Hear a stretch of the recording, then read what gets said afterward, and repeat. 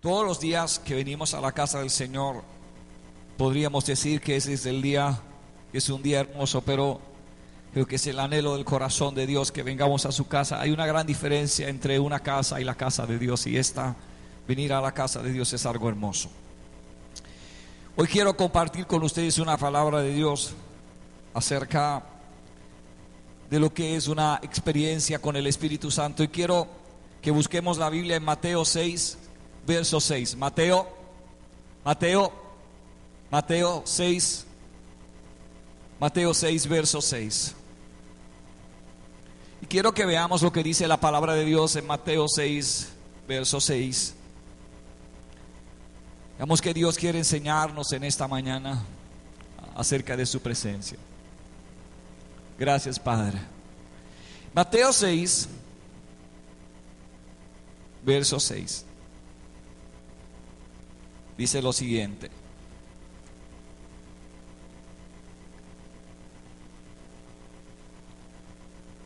pero tú, cuando te propongas a orar, entra en tu cuarto, cierra la puerta y ora a tu Padre que está en lo secreto.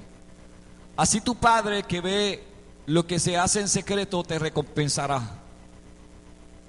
Esta es una palabra muy hermosa de Dios, pero hoy vamos a ver la diferencia entre lo que es una relación y lo que es intimidad. El Señor Jesús, cuando hablaba acerca del Espíritu Santo, jamás se refirió al Espíritu Santo como una cosa. El Espíritu Santo es una persona.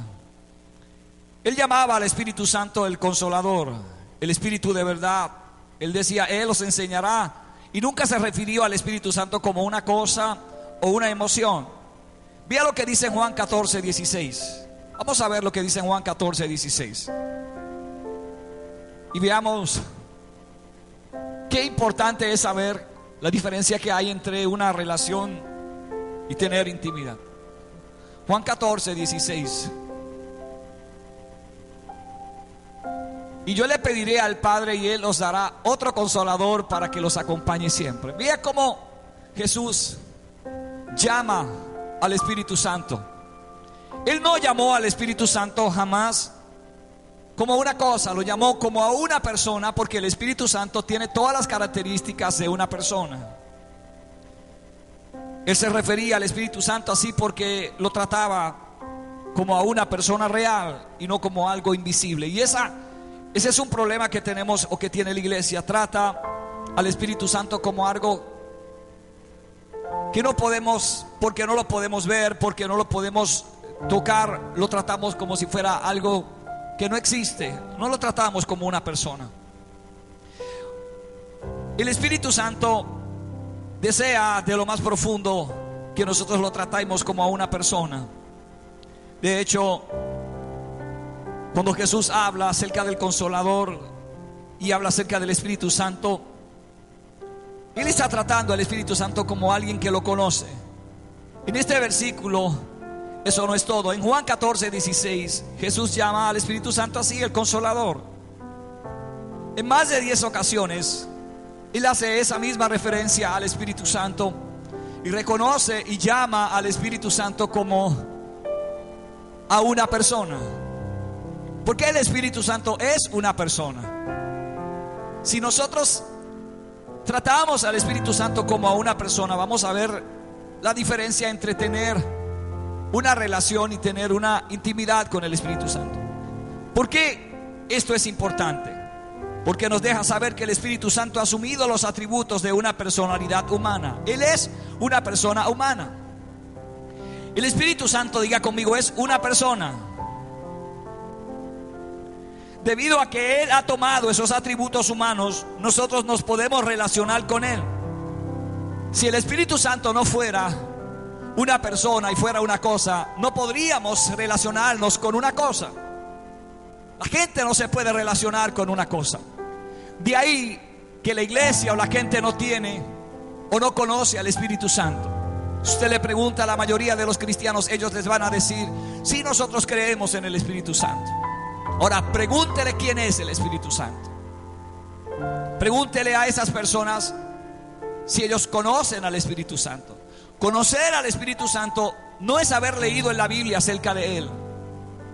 El que tú tengas una fotografía de una persona o tengas la dirección, el teléfono, el número de seguro social de una persona no significa que conoces a esa persona. Tú tienes una referencia y podrías haber tenido en algún momento esa experiencia de haberte topado con esa persona, estar en un lugar donde está esa persona y por una referencia saber que esa persona se llama de esa persona porque conoces el nombre, conoces a la familia de esa persona, pero eso no significa que conoces a esa persona. La importancia de saber que el Espíritu Santo no es una cosa es porque cuando nos damos cuenta que Él es una persona y que todas las características que Él tiene son las características humanas, menos aquellas que son pecaminosas. Él es una persona y tú puedes tener una relación, puedes conocer a una persona, pero no puedes tener una relación con una cosa. Tú no puedes tener relación con un carro, no puedes tener relación con una casa, no puedes tener relación con un trabajo, porque eso son cosas. Pero el Espíritu Santo es una persona. Estos atributos humanos nosotros los podemos relacionar con Él. ¿Por qué estoy diciendo esto? Porque de esta manera personal, si Él fuera una cosa, sería muy difícil desarrollar una relación con Él. Él se ha rebajado a nuestra posición y ha tomado rasgos que podemos entender que así lo conocemos y nos relacionamos y cooperando y teniendo comunión con Él. Él ha tomado y ha bajado, ha tomado la posición humana para poder tener esa relación con nosotros. Como les dije ahorita, todas las características de una persona humana menos aquellas que son pecaminosas. ¿Qué clase de rasgos humanos Él ha asumido? Casi todos, como acabo de decir, excepto aquellos que son de índole pecaminosa. El Espíritu Santo es gozo, y eso es un rasgo humano. Eso lo dice en Hechos 8:8 y en Gálatas 5:22. Él es amor, dice en Gálatas 5:22. Él se contrista, dice Efesios 4:30. Y en Juan 14:16 Él hace cosas innumerables que cualquier persona podría hacer. Una persona puede consolar, ¿sí o no? Una cosa no puede consolar. Por eso Jesús, cuando hablaba acerca del Espíritu Santo, estaba hablando de una persona. Tú no puedes pararte frente a una cosa en un momento difícil de tu vida y pedirle a esa cosa que te consuele, porque eso no te puede consolar. La gente podría tener todos los millones y trillones del mundo y estar pasando por un momento difícil en su vida, y podría saber que tienen los bancos repletos de dinero, pero eso es una cosa, eso no le puede dar, no los puede consolar, porque no es una persona. En cambio, puede ser que no tengamos todo lo que esa persona tiene, hablando en términos económicos o materiales, pero el hecho de que tengamos la persona del Espíritu Santo en nuestra vida nos hace personas que cargamos una paz inmensa. Y la paz es algo que no te puede dar el dinero. La paz es algo que no te puede dar un carro, que no te puede dar una casa, que no te puede dar un trabajo. La paz es algo que ni siquiera nos lo puede dar nuestra familia, porque la paz es el Espíritu Santo. El Espíritu Santo no es alguien que da paz. El Espíritu Santo es la paz. El Espíritu Santo no es alguien que puede consolar. Él es el consolador. Jesús no dijo que el Espíritu Santo podía consolarnos. Él dijo, Él es el consolador. Porque Jesús nunca habló del Espíritu Santo como una cosa, habló del Espíritu Santo como una persona. Ahora vea lo importante, que el mismo Jesús, estando en su ministerio sobre la tierra, desde que comenzó su ministerio, a referirse al Espíritu Santo, porque Él sabía que después de Él ascender a los cielos y estar sentado a la diestra del Padre, el Espíritu Santo sería el que se quedaría, y Él ya iba enseñándole a las personas cómo se llamaba el Espíritu Santo.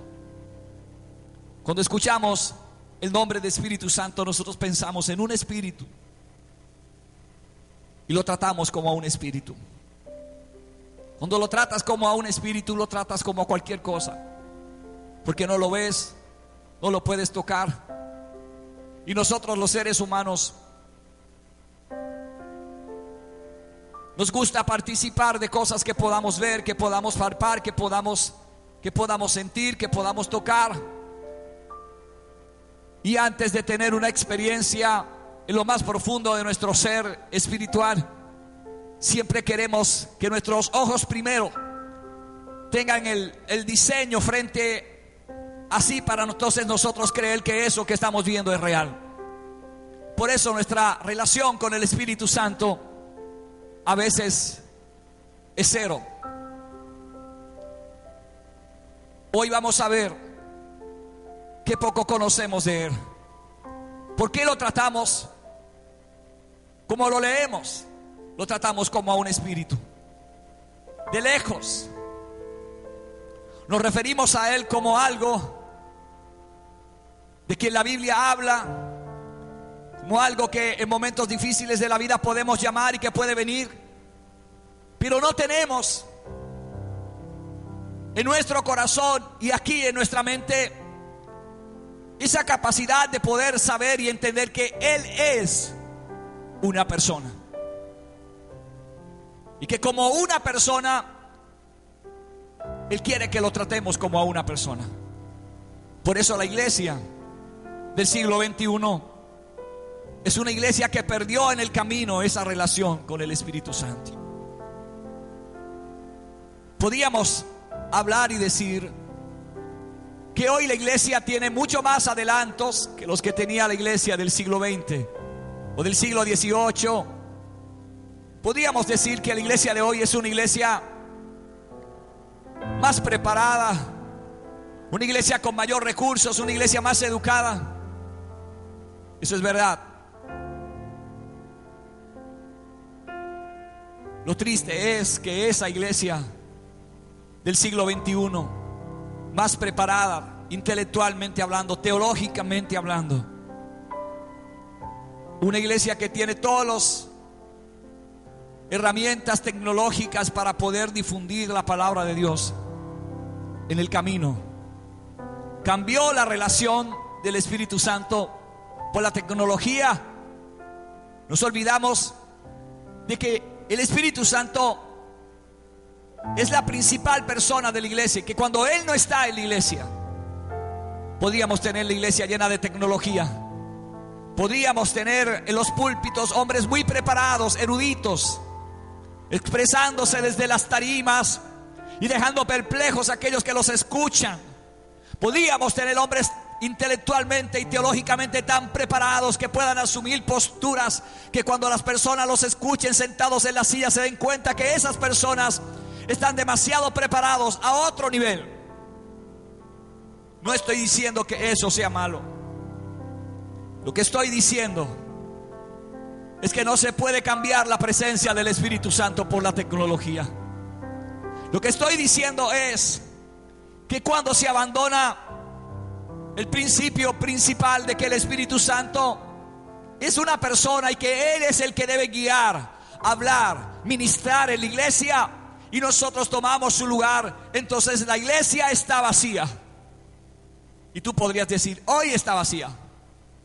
Quienes tienen una experiencia con el Espíritu Santo en lo más profundo de su ser, no están mirando para atrás a ver cuántas sillas están vacías y cuántos tenemos hoy y cuántos teníamos el domingo. No venimos por eso a la iglesia. De hecho, cuando Jesús empezó su ministerio, no se llamaba Arnaldo Ríos. Era el Hijo de Dios. En sus comienzos tuvo menos gente que la mayoría de los predicadores que han comenzado a levantar algo en este siglo. El predicador más famoso, el más santo de los predicadores, venía al mundo a predicar una palabra diferente a la que habían predicado los hombres. Y de hecho no tenía las grandes multitudes detrás de él, Porque lo que él predicaba venía a revolucionar la mente de las personas. Y aquellos que por años habían predicado un evangelio fariseo, un evangelio hipócrita, donde lo más importante para ellos era lo que se veía, estaban a punto de ver el cambio de un hombre que venía con una palabra que iba a transformar los corazones de adentro hacia afuera. La experiencia con el Espíritu Santo deja marcada la vida de las personas para mirar aquello que está mucho más allá de lo que podemos mirar con nuestros ojos físicos. Una experiencia con el Espíritu Santo, conocerlo, te hace vivir una vida diferente a la que viven las personas que venimos a la iglesia, que participamos de todo lo que hacemos en la iglesia, pero que atesoramos en lo más profundo de nuestro corazón esa experiencia de saber que nuestro encuentro con el Espíritu Santo ha sido el encuentro con una persona real.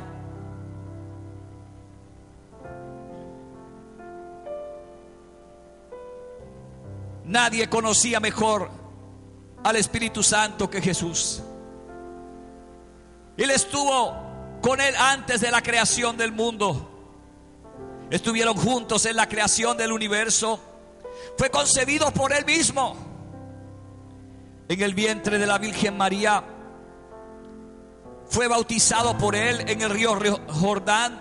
Fue investido para el ministerio por él y fue crucificado en el poder del Espíritu y fue levantado de la tumba por su poder. Si había alguien que conocía al Espíritu Santo, era Jesús. Quizás esto te suene raro a tus oídos, pero nadie habló más en la Biblia acerca del Espíritu Santo que Jesús.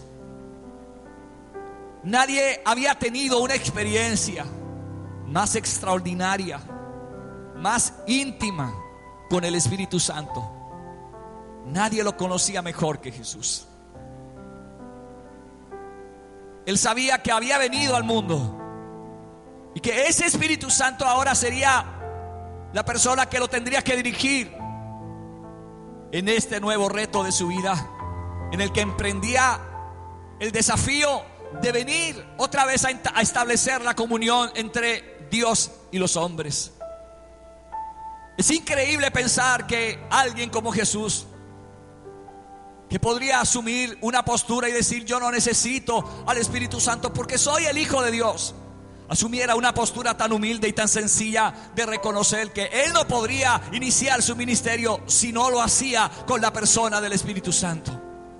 Cuando hablamos acerca del Espíritu Santo y vemos la experiencia entre Jesús y el Espíritu Santo, nos damos cuenta que nosotros estamos lejos de esa verdad y de esa realidad acerca de nuestra experiencia y encuentro con el Espíritu Santo. En las iglesias se habla hoy día de encuentros superficiales y emocionales, encuentros donde se nos paran los pelos y hablamos lenguas y hablamos acerca de una gloria que a veces ni siquiera se parece un poquito a lo que Dios habla de su gloria. Cuando hablamos de una experiencia, hablamos de un encuentro con el Espíritu Santo, estamos hablando de la transformación. Estamos hablando de una persona que cuando se encuentra con la vida de un ser humano, esa persona jamás vuelve a ser la persona que era cuando se encuentra con él. No digamos que hemos conocido al Espíritu Santo y sigamos viviendo la misma vida que vivíamos antes de conocerlo. No nos atrevamos a decir que conocemos al Espíritu Santo de Dios cuando nuestras vidas no reflejan en nuestro diario vivir, ni siquiera se asemeja a la experiencia de saber que los que tienen al Espíritu viven en el Espíritu y viven para el Espíritu Santo. Vivir con esa experiencia no solo nos cualifica para entrar al reino de los cielos y ser parte de ese día glorioso en el que el Señor venga a buscar su iglesia, o si nos vamos antes a gozar a la eternidad con Él. Pero tenerlo a Él y no conocerlo es como no tenerlo. Saber que tienes una cuenta en el banco y que eres pobre y que pasas por la necesidad más grande, pero nadie te ha dicho que tienes una cuenta en el banco. Alguien pudo haber puesto millones en el banco para ti, pero si nunca te lo dijo, si nunca te dio una tarjeta para sacarlos, si nunca te dio conocimiento que esa cuenta del banco es para ti, podrías morir en la pobreza y nunca darte cuenta que había un lugar donde había riquezas para ti. eran tuyos, estaban a tu nombre. Pero ¿de qué servía que estuvieran a tu nombre si nunca pudiste tenerlo? Es lo mismo con el Espíritu Santo. Hablamos de Él, le decimos a las personas y hasta a veces decimos: oh, yo sentí al Espíritu Santo. El Espíritu Santo me habló. Nos debiera dar vergüenza cuando decimos que el Espíritu Santo nos habla y ni siquiera lo conocemos. ¿Cómo yo puedo decir que el Espíritu Santo me habló si no lo conozco? ¿Cómo podría decir que cuando suena el teléfono y me llamara, por ejemplo, la hermana Lucy, si yo no conozco a la hermana Lucy, cómo podría saber que es ella? Yo no podría identificar su voz si no la conozco. Y no estoy seguro. Y cuando no estamos seguros de que es el Espíritu Santo, entonces usamos como subterfugio el decir: yo siento en mi corazón. Porque no nos atrevemos a decir: el Espíritu Santo me dijo esto, el Espíritu Santo me habló. Y usamos como excusa el yo siento en mi corazón, porque nunca hemos conocido al Espíritu Santo, a ese del que tú y yo hemos hablado tantas veces.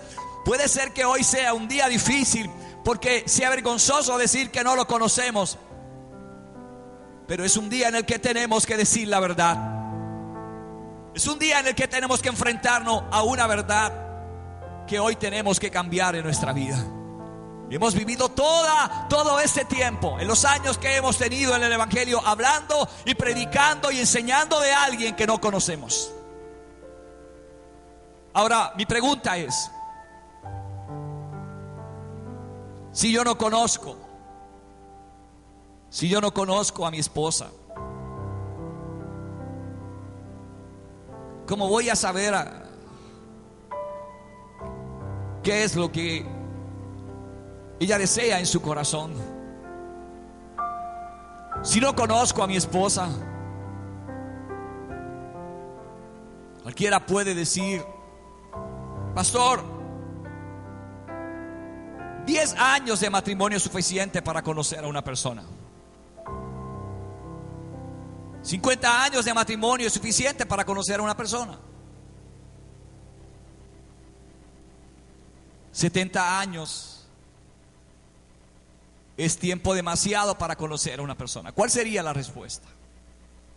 ¿Pero tú podrías conocer a una persona en un día? La respuesta es no. Puedes tener 70 años con una persona y no conocerlo. Cada día Dios te da una oportunidad de conocer algo de esa persona que no conocías. Es más, hermanos, nosotros mismos no nos conocemos. ¿No te ha pasado alguna vez que en medio de una situación surgió y salió algo de ti que nunca en la vida había salido y tú dices: no me conozco? Estás diciendo una verdad, no te conocías, no sabías que eso estaba en ti, pero ese día salió algo que tú no conocías. Tú mismo y yo mismo no nos conocemos.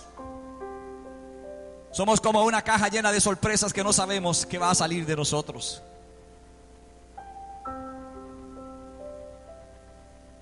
Jesús sabía quién era el Espíritu Santo. Fue el Espíritu Santo el que fue donde María. Y por gracia y obra del Espíritu Santo fue que Jesús nació en el vientre de María. Jesús no estaba hablando del Espíritu Santo porque tenía una gran referencia acerca de él y sabía quién era el Espíritu Santo. Pero ahora le tocaba tener de una relación a una intimidad. Su ministerio comienza y viene el bautismo y el mismo Espíritu Santo viene a bautizarlo. Y se escucha una voz desde el cielo que dice: este es mi Hijo amado. Y el Espíritu Santo desciende sobre la vida de Jesús para posesionarlo y darle aquello que necesitaba para comenzar el ministerio. ¿Por qué Jesús, que era el Hijo de Dios, le dio tanta importancia al Espíritu Santo y nosotros no? Hoy tú ves hombres, ¿a cuántos tú ves que hoy comienzan a levantar iglesias y salen con llamados? Y de la noche a la mañana hay 50 iglesias abiertas con personas que dicen que escucharon el llamado de Dios, nunca tuvieron ni conocieron al Espíritu Santo. Y vea que Jesús, antes de empezar el ministerio, el Hijo de Dios, antes de comenzar cualquier cosa, primero tuvo que ser invertido por el Espíritu Santo. Tuvo que tener la experiencia de que el Espíritu Santo viniera sobre su vida, porque los llamados no sirven si no tenemos al Espíritu Santo para guiarnos. Por eso hoy vemos tantas iglesias abiertas como barras, y pensamos que el abrir más iglesias cambiará la vida de los puertorriqueños. El país está peor hoy que cuando teníamos menos iglesias, porque hay cientos de personas que un día se levantaron bajo una emoción y abrieron en un lugar, cualquier sitio, y levantaron una iglesia.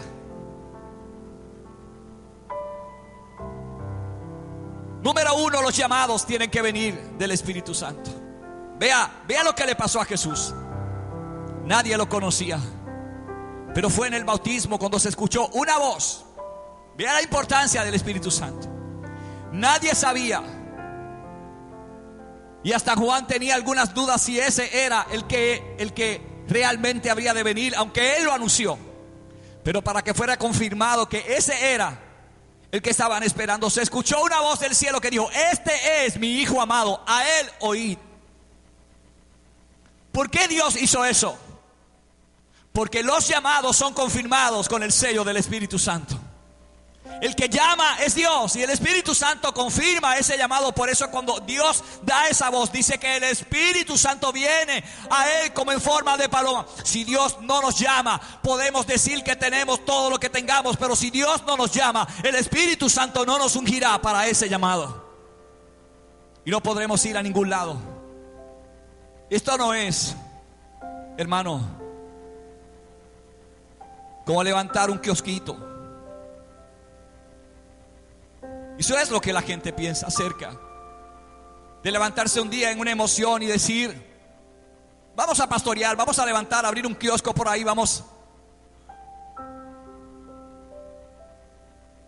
No vas a creer esto, pero lo puedes buscar en estadísticas. Casi el 90% de las iglesias que se levantan hoy día se levantan dividiendo a otras iglesias. Búscalo. El 90% de la gente se va de una iglesia y busca otro lugar, pero se lleva a la gente de la iglesia para abrir otra iglesia. No es algo que ocurre solamente en algún lugar. Estoy hablándote en el concepto general de lo que nos ocurre como puertorriqueños. No es lo que ocurre solamente en Puerto Rico. Yo hablo con mis amigos pastores en la Florida y en otros lugares del mundo, y ocurre lo mismo. Porque es más fácil llevarse un grupo de una iglesia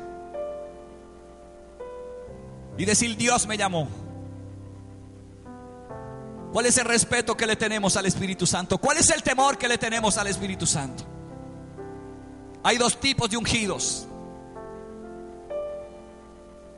aquellos que los hombres llaman porque desean tener a alguien por encima de ellos, como le pasó a Israel con Saúl, porque se sienten que no pueden estar si no están arriba. Y aquellos que esperan en el anonimato, siendo preparados por Dios. Aquellos que nadie conoce, pero que viven en intimidad con el Espíritu Santo, y Dios los está preparando, porque sabe Dios que a esos que Él está preparando y que nadie los conoce, serán los que vengan a tumbarle la cabeza a los Goliat y a los gigantes que se atrevan a pararse frente a los sueños de Dios. Los ungidos que los hombres llaman y ungen y derraman el aceite sobre ellos, pero Dios no llamó. Y los ungidos que Dios llama en el anonimato, y la primera unción Dios se la da delante de su familia. ¿De qué me valdría tener la iglesia llena si en mi casa soy un hipócrita? ¿De qué me sirve tener una iglesia y pastorear y salir por este medio y decirle a las cientos y cientos de personas que nos ven a través de esta señal, si cuando mis hijas se sientan ahí a escucharme se dan cuenta que su papá es un hipócrita? Si mi esposa sabe que cuando me paro aquí la trato mal, si mis vecinos escuchan las griterías al lado de mi casa y escuchan las palabras soeces que digo, y después tomo la Biblia y me subo al carro y me pongo la corbata y vengo a la iglesia a predicar, entonces estamos hablando de qué.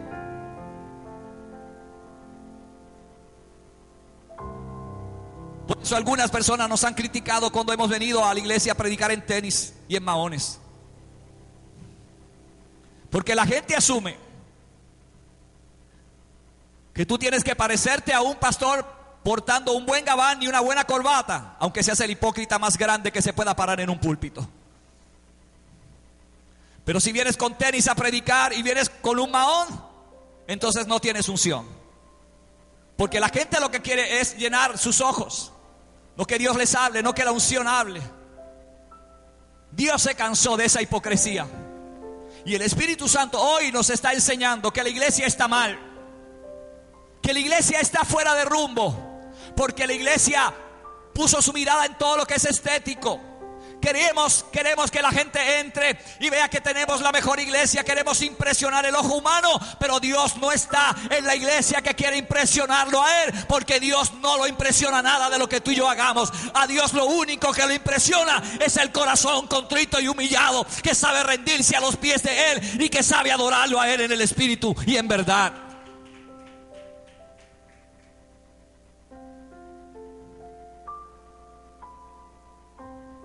Una vez que Jesús se levantó de los muertos y ascendió a los cielos, ¿qué fue lo primero que él hizo?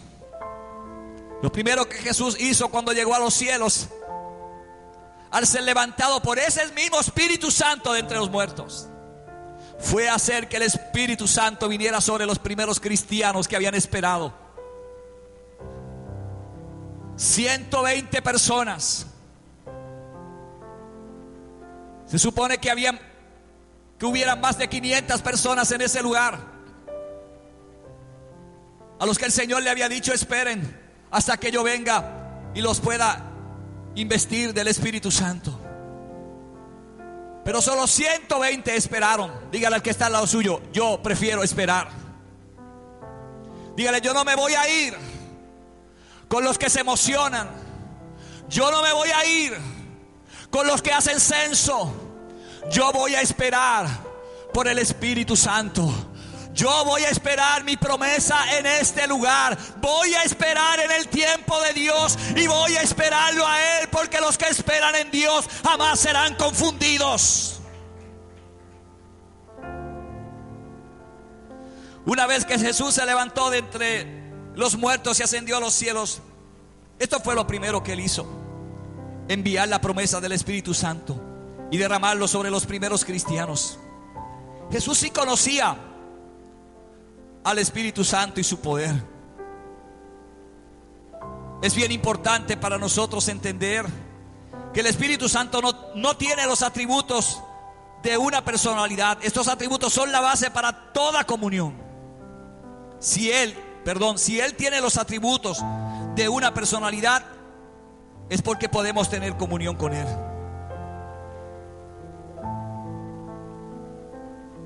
Los primeros cristianos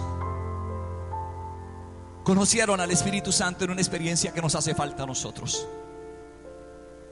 Los primeros cristianos conocieron la personalidad del Espíritu Santo también, que cuando necesitaban tomar una decisión crucial respecto a los gentiles convertidos al Evangelio, ellos dijeron: oiga esto, porque os ha parecido bien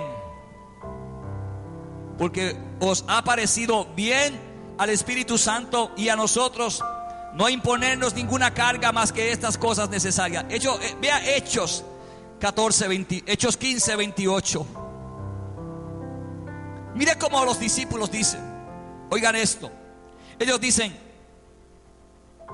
porque ha parecido bien al Espíritu Santo. Vea esta expresión. Si yo dijera ahora mismo: porque le ha parecido bien a la hermana Nilda, porque le ha parecido bien a la hermana Lucy. Si yo estoy diciendo esa expresión, es porque conozco que lo que estoy haciendo le está gustando a ellas. Y ellos están diciendo una expresión porque les ha parecido. Hechos Tenemos Hechos, pastora. Hechos 15:28. Porque le ha parecido bien al Espíritu Santo. El Espíritu Santo, ¿cómo podemos decir esa expresión? Porque ha parecido bien al Espíritu Santo. Mire cómo ellos se refieren. Porque le pareció bien al Espíritu Santo. Tú tienes que conocer a esa persona para tomar una decisión que sabes que es la decisión que esa persona quiere que tomes. Fíjate que hay tanta gente hoy tomando decisiones. Si conocieras al Espíritu Santo, no tendrías que preguntarle tantas veces. ¿Para qué yo quiero preguntarle a la pastora tantas veces algo si la conozco?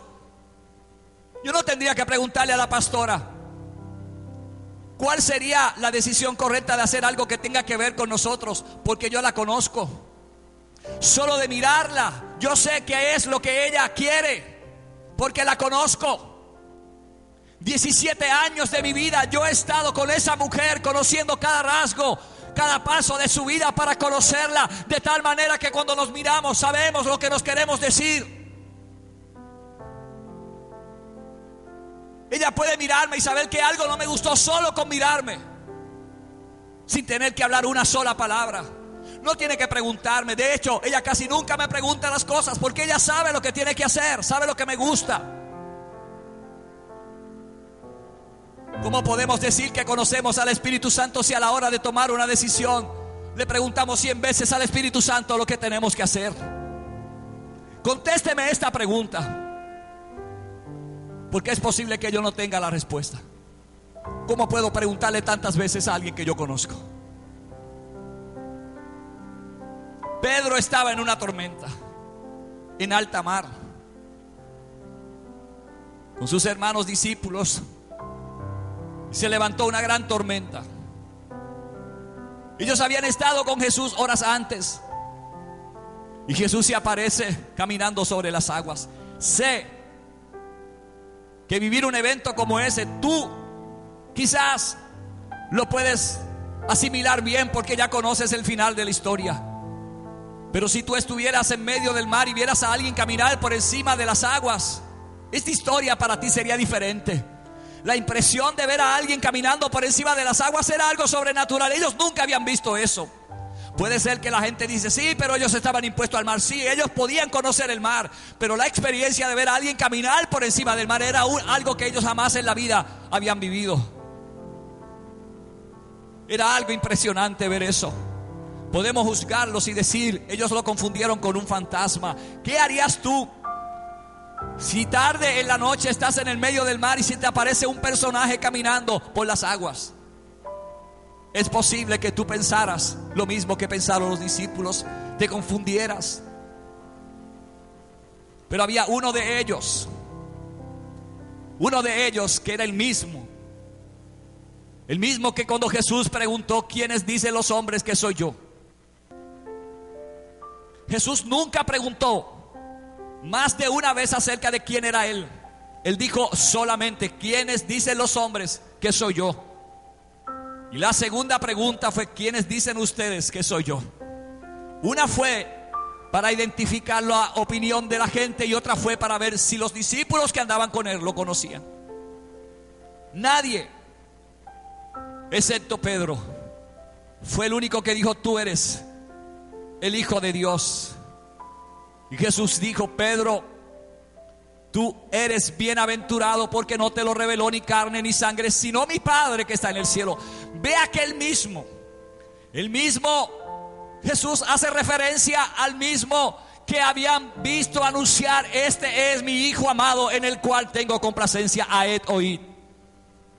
Y ahora Jesús le dice a Pedro, ese mismo que cuando a mí me bautizaron fue el que me marcó para esta experiencia, es el mismo que te ha revelado. Y volvió a conectar a los discípulos con el Padre en su experiencia con el Espíritu Santo. Ese día Jesús estaba con ellos y ellos no lo sabían. Pero Pedro hizo algo que los demás no hicieron. Hace falta gente en la iglesia que se atreva a hacer cosas que otros no se atreven a hacer. Pedro dijo: Señor, y vean cómo lo llamó. ¿Por qué Pedro llamó a eso que parecía un fantasma Señor? Si la expresión Señor solo denotaba a alguien que estaba por encima de alguien. Señor era el dueño, Señor era el amo. Pedro podría tener algunas dudas, como nos ha pasado a nosotros. Pero cuando tienes firme tu fe, jamás las dudas van a poder sustituir tu fe. Y Pedro dijo: Señor, si eres tú, manda que yo vaya donde ti. Pedro no le dijo eso 3 veces al Señor. Pedro le dijo solamente una vez. Y el Señor le dijo: ven. Porque Pedro escuchó la voz de él. Y cuando escuchó la voz de él, él dijo: este es mi Señor. Pedro lo conocía. Por eso bajó de la barca y caminó. Ahora, ¿te puedes imaginar la experiencia de Pedro si fue difícil ver a Jesús caminar sobre el agua? Porque ahora alguien te puede decir: sí, ese era Jesús, lo identificaste, qué bueno, es el maestro, él es poderoso, puede hacer eso, pero ahora te toca a ti hacerlo. Esa es otra experiencia, estamos hablando de otra cosa. Es un momento muy difícil, muchas emociones juntas. Pedro se bajó de la barca y fue caminando hacia Jesús, porque lo conocía. ¿Cómo podemos decir que conocemos al Espíritu Santo y estamos toda la vida para cada cosa preguntándole 100 veces lo mismo al Espíritu Santo? La respuesta es que no lo conocemos. Cuando yo voy a tomar una decisión, yo solo le pregunto al Espíritu Santo una vez. Porque en mi experiencia personal, yo sé cuál es su voz. No estoy diciendo que conozco a la saciedad al Espíritu Santo.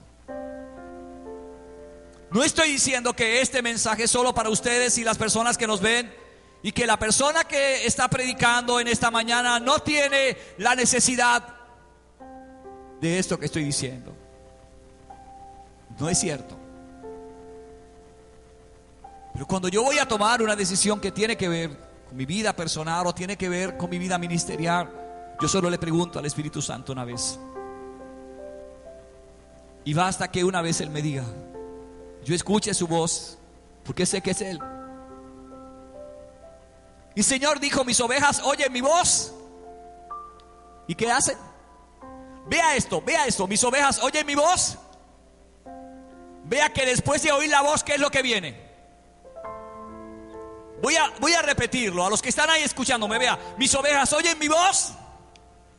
Después de oír la voz de Dios, no hay que preguntar. ¿Qué se hace cuando escuchamos la voz de Dios? Seguirlo. Fíjate que el Señor le dijo: mis ovejas oyen mi voz, y me preguntan. Perdónenme lo que me están viendo a través de esta red. Si te estoy cambiando o te estoy mirando o volcando las mesas al revés, pero si estás viviendo un evangelio que no es ese es el evangelio según San Yo. Pero este evangelio del que yo te estoy hablando es diferente a ese evangelio emocional. La verdad de la palabra de Dios es otra cosa.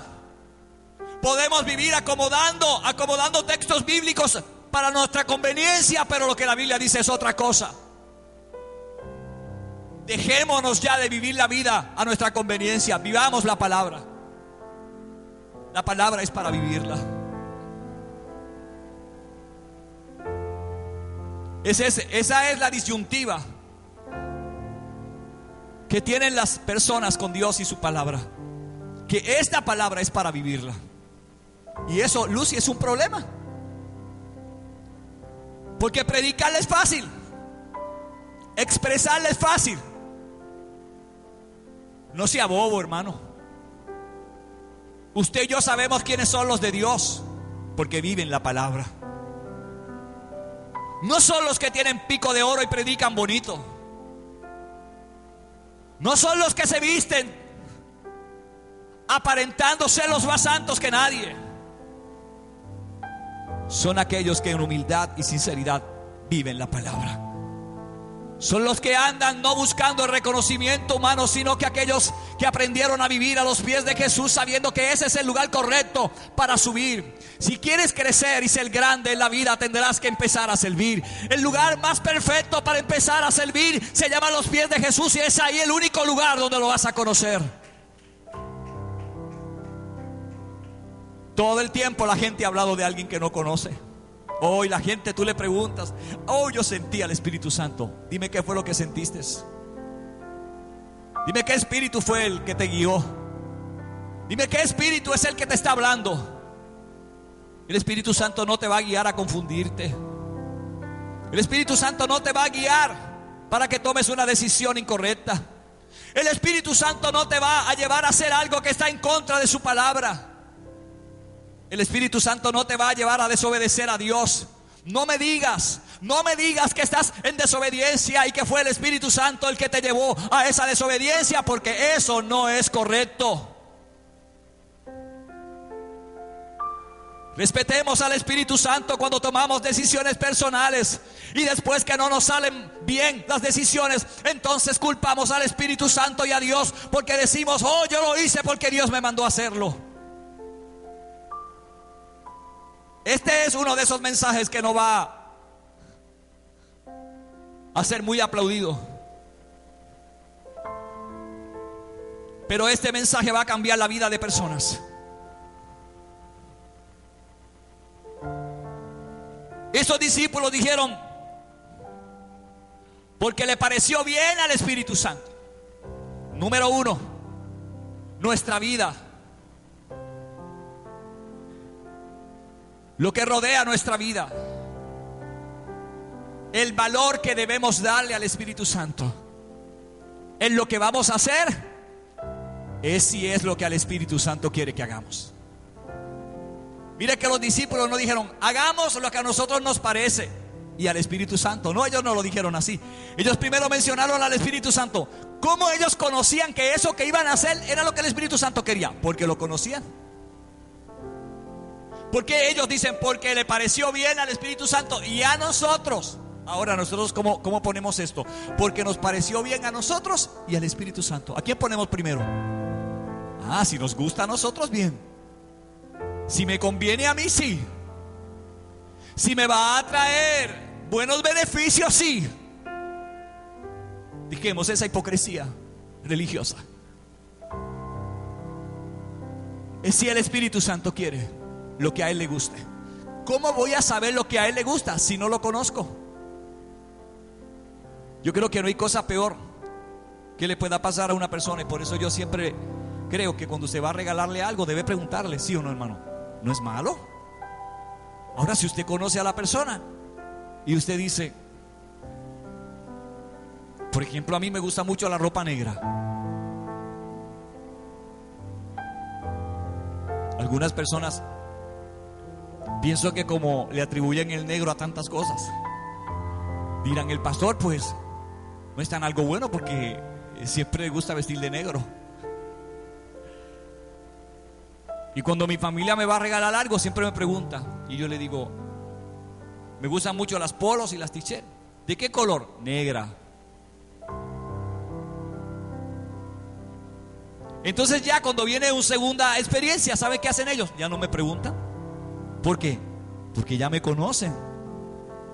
Yo voy a la casa de mi mamá y cuando yo le anuncio, le digo: mami, voy a subir para allá, ella no me pregunta: ¿qué quieres comer? No, nunca me pregunta qué quiero comer, porque mi mamá me conoce.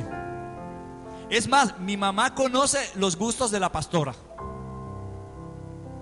y no es su hija. El domingo pasado nosotros subimos a ver a mi mamá, a Jayuya, y mi esposa, la pastora, me decía: tengo unas ganas de comerme unas tortitas de esas que hace tu mamá.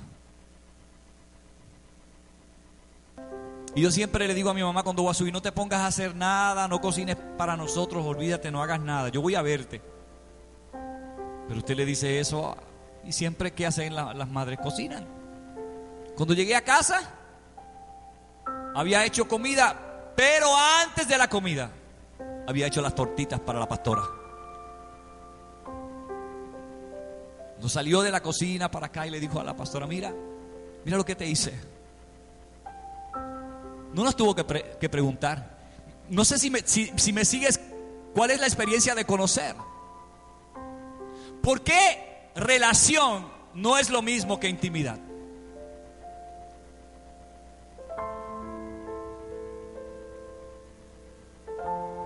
Porque la relación es como una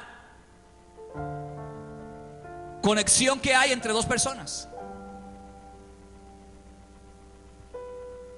Pero teniendo una relación no significa que conoces a esa persona.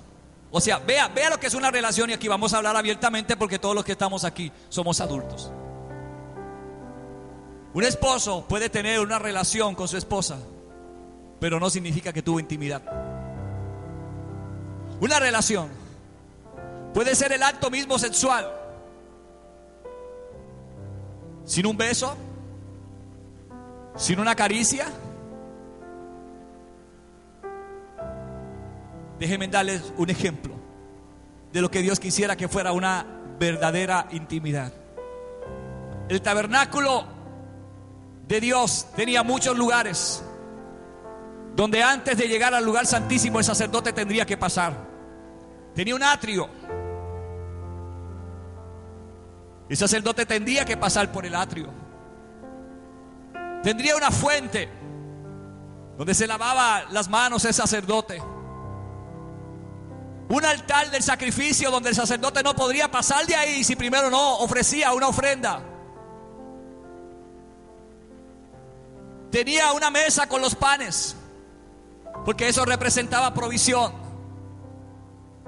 Y un lugar donde habían espejos, porque el sacerdote antes de entrar tendría que mirarse para que sus vestimentas no tuvieran ninguna mancha, porque no podía entrar hacia la presencia de Dios. Pasaba del atrio al lugar santo.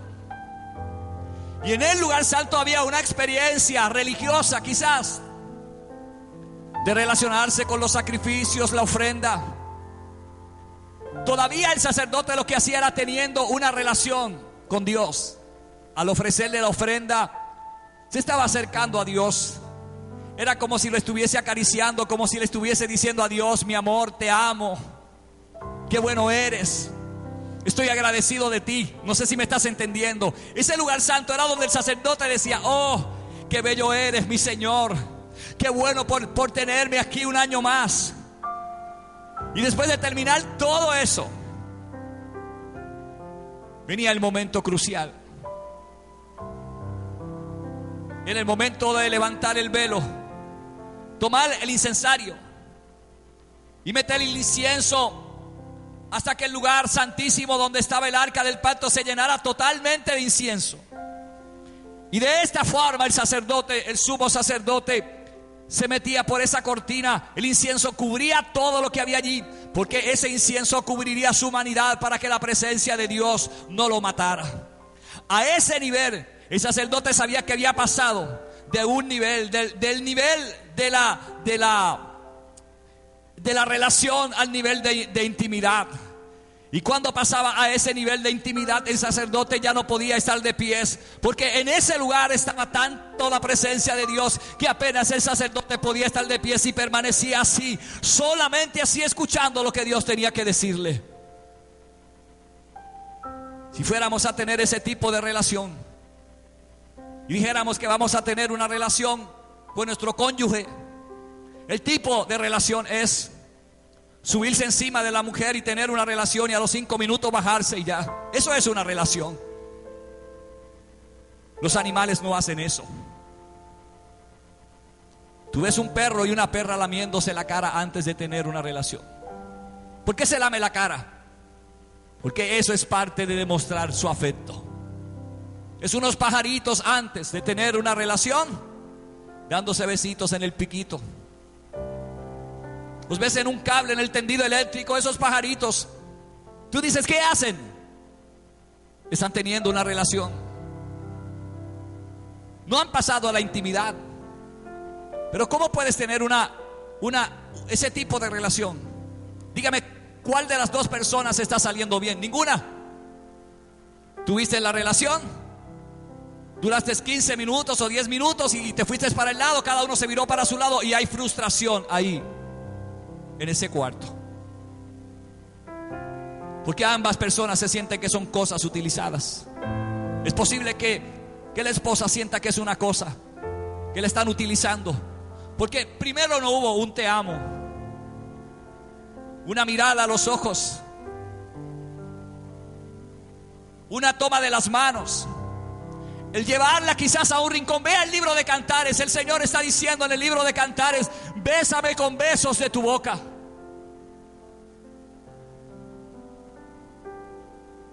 ¿Puedes tener intimidad y besar a la misma vez? Sí. Pero el Señor está hablando de una relación. Cuando en el Cantar de los Cantares está diciendo: bésame con besos de tu boca, lo que está diciendo Salomón en ese ahí es: déjame primero experimentar, déjame primero conocerte, déjame saborear quién tú eres primero. Déjame disfrutarte.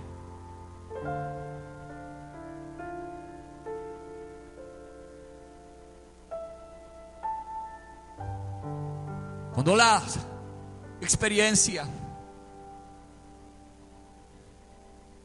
es así, a veces nosotros llamamos a la relación, llamamos intimidad.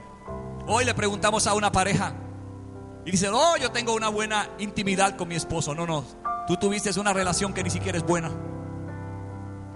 Tú tuviste un acto sexual que la gente tiene en la calle pagando, sin tener que decirle a esa persona que está en un prostíbulo, en cualquier lugar, en un vehículo, en una esquina: te amo, porque solo está teniendo una relación sexual con un cuerpo, lo está utilizando. Pero unos minutos después que termina eso, esa persona se siente vacía, sucia, impura. Quizás lo tenga que hacer por dinero, por necesidad, no sé por lo que está haciendo, pero a eso no le podemos llamar relación. La gente habla de una relación con el Espíritu Santo que no tienen. ¿Conoces al Espíritu Santo? Dime cuál es el tipo de relación que tienes con Él. ¿Cuántas horas pasas orando con Él? ¿Cómo lo buscas? ¿Cómo lo buscas? ¿Qué tipo de relación es el que tiene? Si ni siquiera cuando vas a tomar una decisión sabes qué hacer, porque no lo conoces.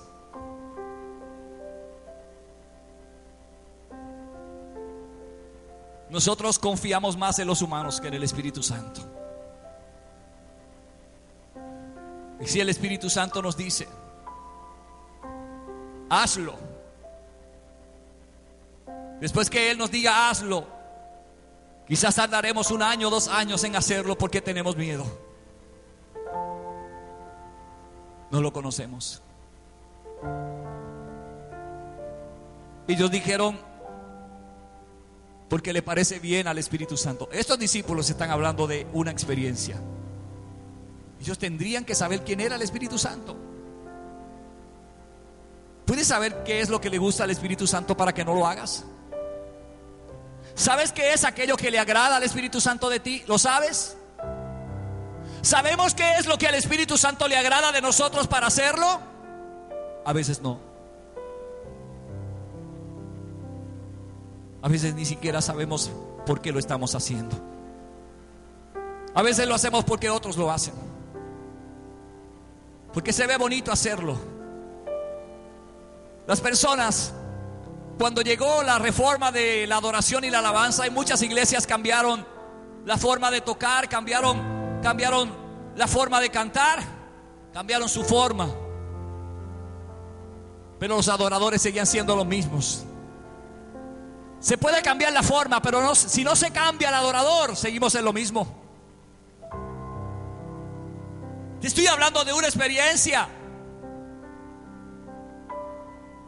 Hemos estado demasiado mucho tiempo engañándonos, diciendo que conocemos al Espíritu Santo, y en la realidad, en la verdad de nuestra vida, eso significa que no lo conocemos.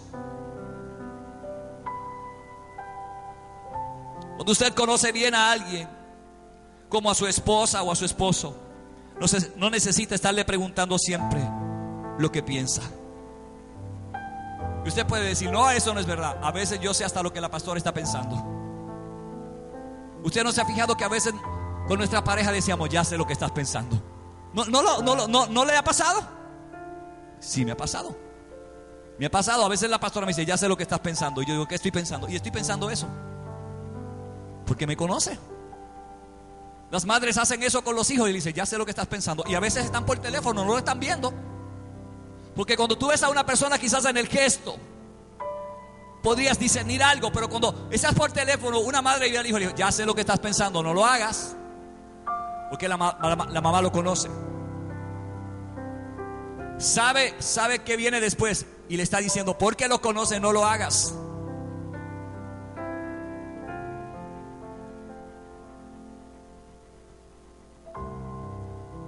Muchas veces ya usted sabe lo que ellos piensan, por eso no tiene que preguntarle. Con simplemente mirarlos, ya usted sabe. Ha recorrido con ellos tiempo suficiente como para aprender su personalidad y sus respuestas diferentes en cada situación. El tiempo que has tenido con esa persona ha sido suficiente como para conocerla y relacionarte y saber qué es lo que esa persona quiere. Esa era la experiencia de los discípulos.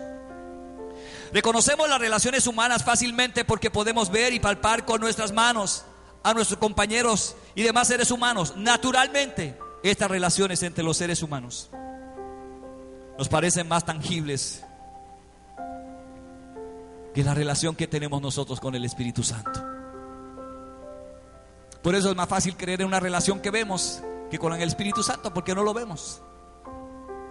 Él es invisible a nuestros ojos, imposible de palpar con nuestras manos. Sin embargo, conocerlo a Él y su personalidad es posible. No lo puedo tocar, hermano, lo puedo sentir. Yo puedo sentir al Espíritu Santo. Yo puedo saber que el Espíritu Santo está aquí. Yo puedo sentir al Espíritu Santo, puedo sentirlo. ¿Para qué quiero tocarlo si lo que yo quiero es sentirlo? Estamos tan acostumbrados a lo de afuera que hemos vivido todo el tiempo acostumbrados primero a palpar para después entonces sentir. El Espíritu Santo es una experiencia de adentro hacia afuera. Por eso el Señor dijo en Mateo 6:6: cuando vayas a orar,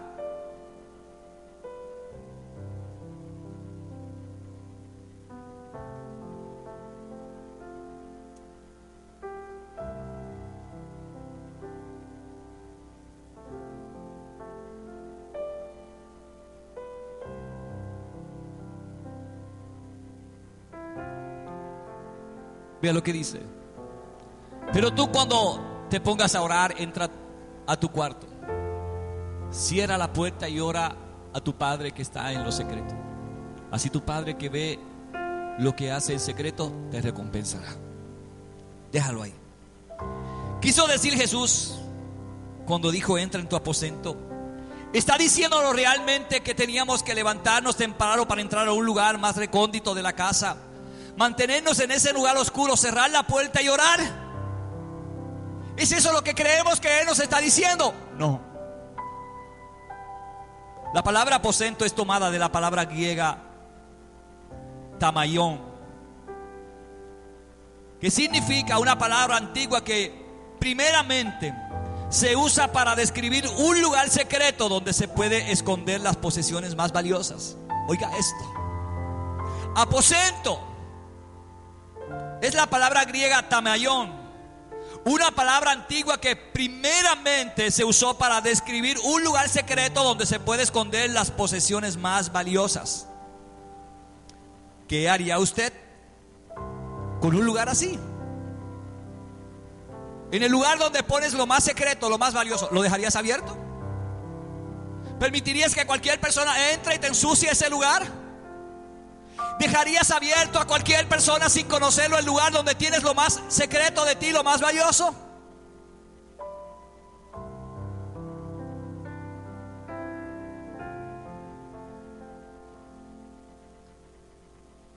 lo más seguro que tú lo mantendrías con llave.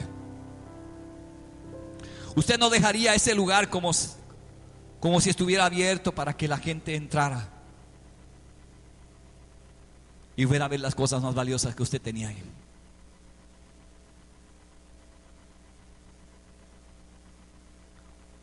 Otra palabra para describir este lugar secreto donde se podía esconder las posesiones más valiosas. Según pasó el tiempo, la palabra Tameón vino a significar un lugar donde usted pone su dinero o tesoro sabiendo que podía estar seguro ahí. En cierto sentido, la palabra describe algo parecido a una caja de seguridad de un banco. Sin embargo, para el tiempo del Nuevo Testamento, la palabra Tameón fue usada para describir una habitación. Una habitación o recámara es un lugar secreto donde toma lugar la relación atesorada entre esposo y esposa. Decía yo a los hermanos que tomaran un lugar en su casa y lo dedicaran al Espíritu Santo. Tenemos un lugar en la casa para todo. Tenemos un lugar donde poner la basura. Tenemos un lugar donde poner la escoba, el recogedor, el mapo. Tenemos un lugar a donde guardamos las porquerías. Pero no tenemos un lugar en nuestra casa dedicado al Espíritu Santo. No es un lugar lujoso. Es un sencillo lugar. Puede ser la esquina más sencilla de la casa y saber que ahí no vas a poner ni una figura, ni vas a poner nada, que ese rinconcito lo estás dedicando al Espíritu Santo. Pero no lo hacemos porque no tenemos una relación con Él, porque no lo conocemos. Yo fui a ver un amigo pastor el domingo pasado. Cuando llegué a su casa, después de hablar unos minutos, me dijo: quiero enseñarte algo.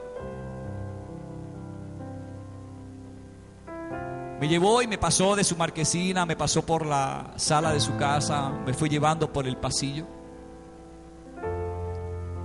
y abrió la primera puerta a mano derecha en ese pasillo y me dijo: entra. Cuando entré a ese lugar, el lugar estaba semioscuro y se veía una luz, una pequeña luz. Pero cuando crucé la puerta, caí de rodillas a llorar en ese lugar. Ese cuarto Él lo separó para el Espíritu Santo. No hay nada allí.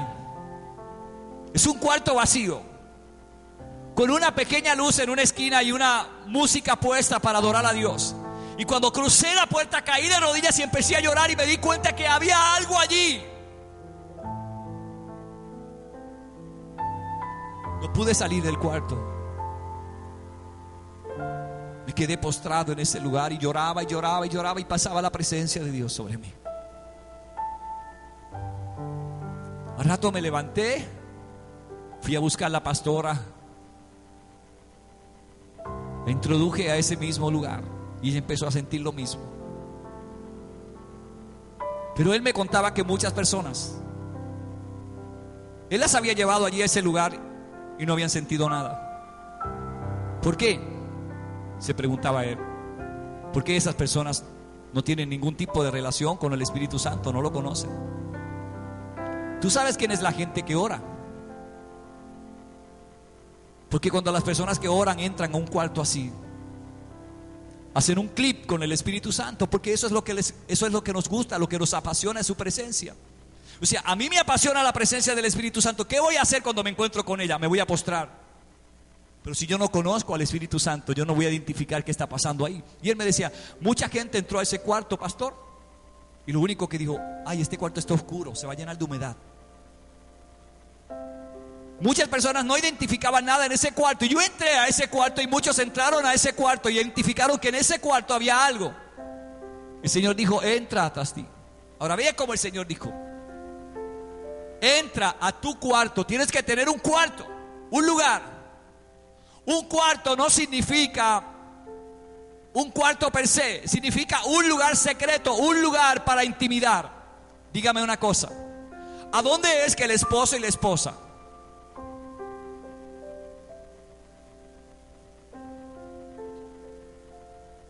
tienen ese tipo de relación? Una habitación o recámara es un lugar secreto donde toma lugar la relación atesorada entre esposo y esposa.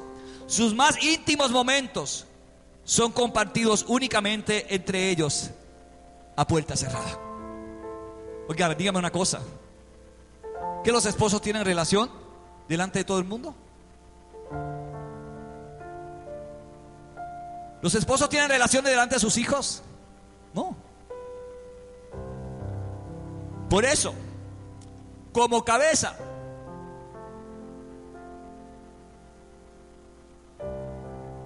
mi experiencia con el Espíritu Santo es lo que va a determinar hacia dónde vamos y a qué lugar vamos a llegar.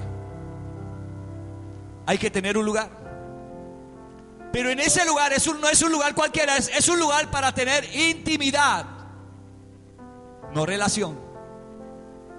La relación la tuviste antes de llegar a ese lugar,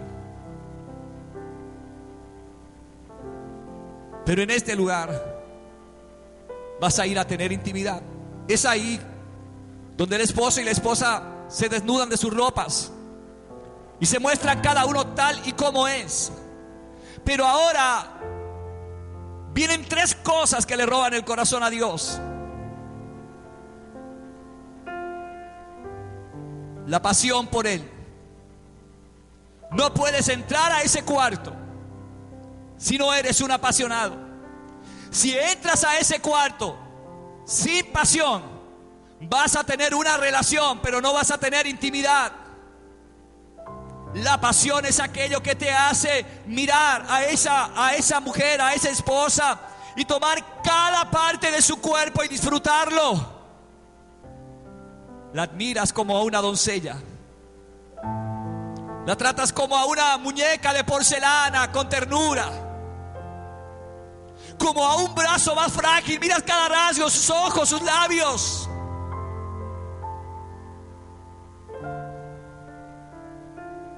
Experimentas el calor de sus manos sobre tu cuerpo. Estoy hablando de intimidad, pero no se puede tener esta intimidad si no hay pasión. Estoy hablando de que es una de las cosas que roba el corazón de Dios, es la pasión. Es un cuarto para apasionados. Cuando entras ahí, es posible que cuando abras la puerta te encuentres el cuarto lleno de pétalos y de rosas. Oh.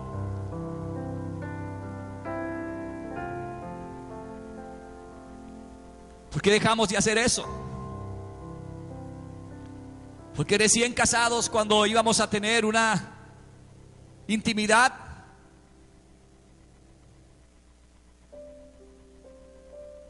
le poníamos a la cama la mejor ropa, comprábamos velas de olor y las prendíamos antes que llegara ese momento. Nos poníamos las mejores ropas para ese día, para sorprender. Pero cuando el tiempo fue pasando, ya nos poníamos cualquier ropa. Ya no prendíamos velas. Ya podíamos tener un reguero en el cuarto y no nos importaba porque cambió. Pero antes no era así. Antes asociábamos intimidad con pasión. Y veíamos a una esposa o a un esposo apasionado. No son las esposas las únicas que deben poner pétalos en su cama o en el piso de su cuarto. Deben ser los esposos también. Debemos ser nosotros los que vayamos y los sorprendamos y compramos rosas y llenemos un día la cama de rosas, y cuando abra la habitación se dé cuenta del olor y la fragancia que hay, porque ese lugar está lleno de pétalos de rosas. Pero ¿sabes por qué no lo hacemos? Porque la gente piensa que las rosas cuestan mucho, y para la gente que no es apasionada siempre le da más valor a aquello que no tiene ningún valor que a lo que verdaderamente tiene valor. Cuando somos apasionados decimos: ¿cuánto vale un ramo de rosas? $50. No nos importaba. De verdad, eso no le importa a un enamorado, Lucy, no le importa. Porque el enamorado todo lo que tiene en la mente es conquistar, vive apasionado. Un enamorado apasionado deja de ser de él para ser de su novia. Un enamorado apasionado deja de comprarse los zapatos de sus sueños para regalarle algo en el día de su cumpleaños a su amada. Eso es pasión.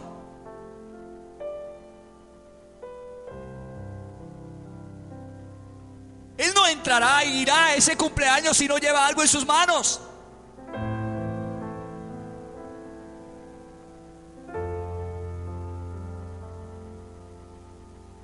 Porque algunos pensamos que adorar a Dios es barato. Creemos que adorar a Dios es barato. Adorar a Dios no es barato. Adorar a Dios cuesta la vida.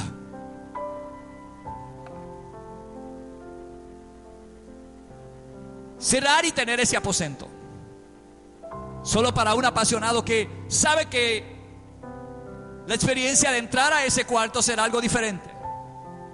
Ahí van los apasionados. Este es el tiempo de la pasión. Estirarte, entrar a ese cuarto, tirarte, postrarte en silencio, reconociendo su presencia en ese lugar, en silencio, reconociendo. El Señor está en su santo templo. Calle delante de Él toda la tierra.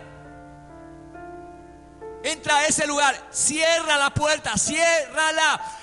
Hay una puerta. ¿Por qué antes de entrar al cuarto hay una puerta? Porque la puerta denota un nivel.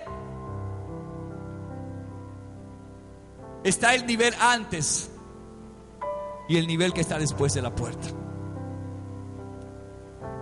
Estar antes de la puerta solo nos hace hablar de algo que no conocemos. Solo nos permite hablar de experiencias en las cuales nosotros no hemos sido protagonistas.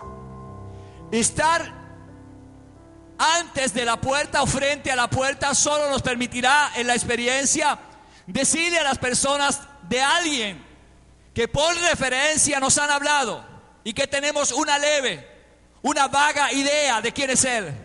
Pero cruzar la puerta, estar al otro lado de la puerta, nos hará tener la experiencia de conocerlo.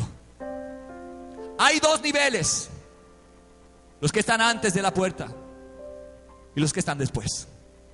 Por eso el Señor dice: pero tú cuando quieras orar, entra a tu cuarto. No podemos tener la excusa que decimos: ay, yo todo el día estoy orando, pastor. Yo oro en el carro, yo oro cocinando, yo oro. No. Sí se puede hacer, pero el Señor nos está hablando de intimidad. Ahora dígame usted: no, yo tengo intimidad con mi esposo cocinando.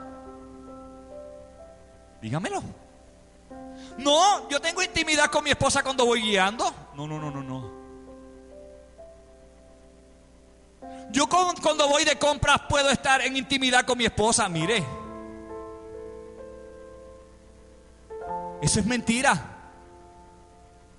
Usted no puede tener intimidad así con el Espíritu Santo. Estamos hablando de detenernos. Eso habla de intimidad.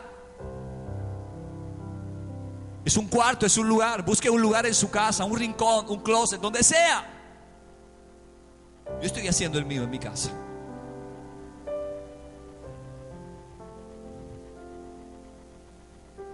¿Por qué vas ahí? Porque vas a quitarte tus ropas. Cuando entras a ese lugar, entras apasionado y empiezas a quitarte lo que eres. Cuando entras a ese lugar, ya no eres el pastor fulano de tal, o el apóstol fulano de tal, o el evangelista o el maestro fulano de tal.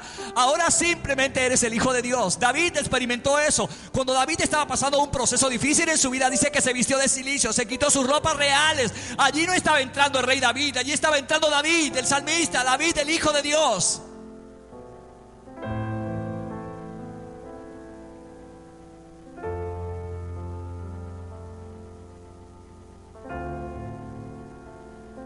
Es ahí donde desnudamos nuestros corazones y derramamos nuestro espíritu delante de Él.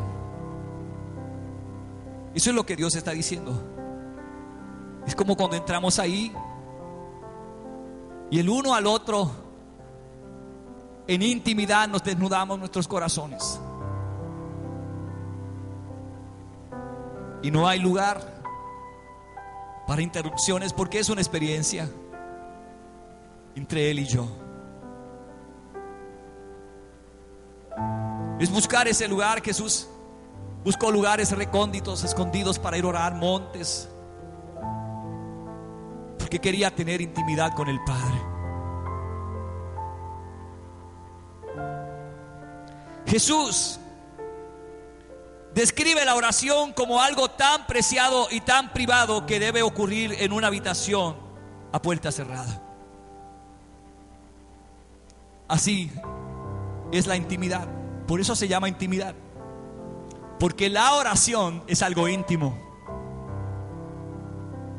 Cuando yo quiero intimar con Dios, voy solo.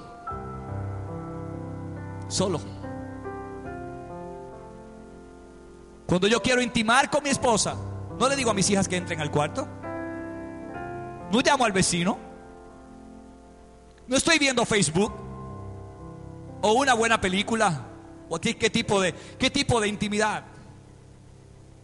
Cuando necesitamos algo para avivar lo que no tenemos.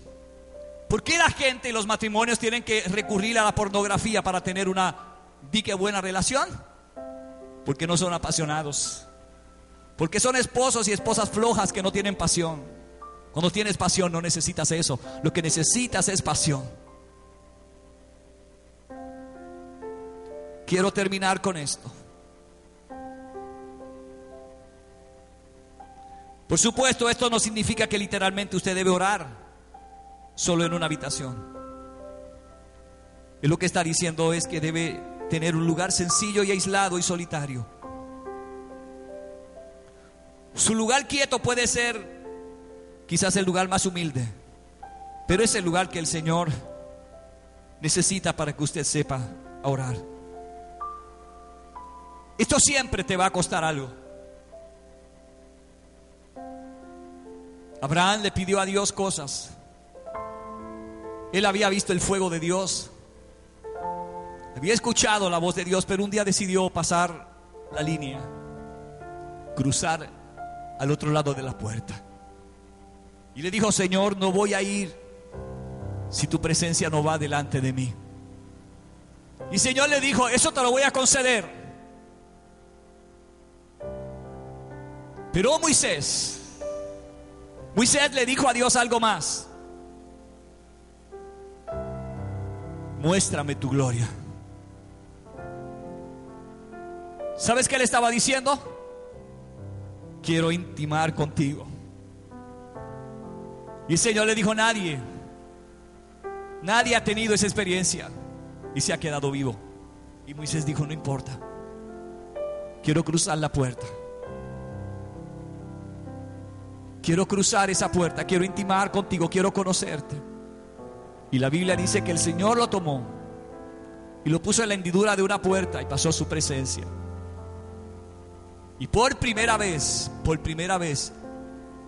en la Biblia, y única vez, Dios le mostró a Moisés sus espaldas. A la única persona que Dios le mostró en la Biblia sus espaldas y tuvo ese tipo de intimidad fue con Moisés. Dios le mostró sus espaldas a Moisés porque Moisés decidió cruzar la línea. Vamos a escuchar a mucha gente hablarnos acerca del Espíritu Santo.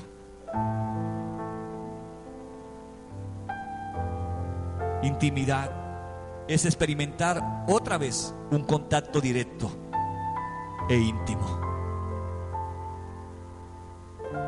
No salgas de aquí en esta mañana, los que me están escuchando, solo queriendo tener una relación. Tienes que cruzar la puerta. Si queremos vivir vidas fructíferas, victoriosas, vamos a necesitar un lugar como ese que Dios nos está hablando. Porque el Padre que está en secreto